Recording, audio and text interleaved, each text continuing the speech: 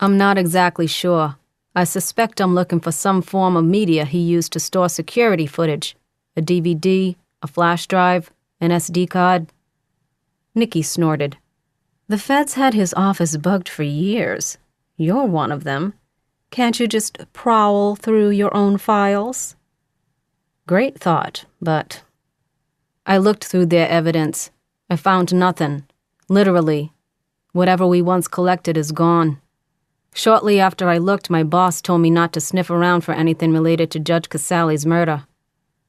They know your brother was convicted of that. Stefan didn't do it. Because he's such a choir boy? She raised a dark brow. I'm under no illusions. My brother was once your father's favorite assassin, and no one in the mafia is a choir boy. But Stefan didn't kill that judge. He tell you that? My brother hasn't said a damn word. But John knew Stefan well. If he had pulled the trigger and planted 2 bullets in the judge's head, Stefan would be agitated and itching to get back to his family. The fact that he seemed content to rot in the pen told John that his brother was lying low for some reason. But there was no chance that John was going to let Steph piss his life away.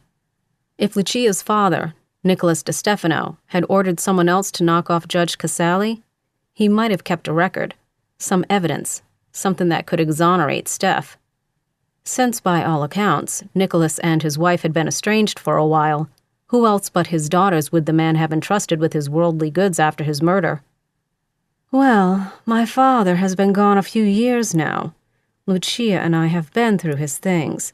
I didn't find any recording devices or security footage that I can recall. All of his possessions are accounted for?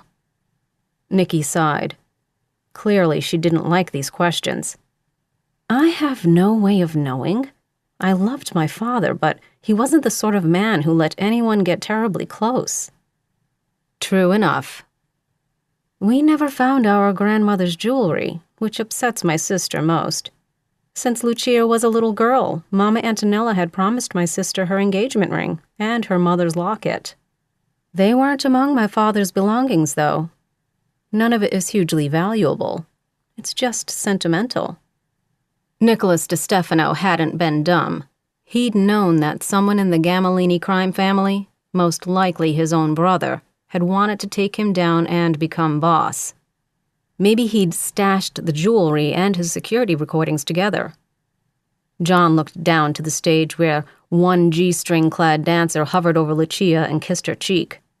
John had the immediate urge to give the douchebag a slow, painful beating. Any theories on what might have happened to the jewelry? He asked Nikki, forcing himself back on task. It's not like my father needed the money, so he wouldn't have pawned or sold it.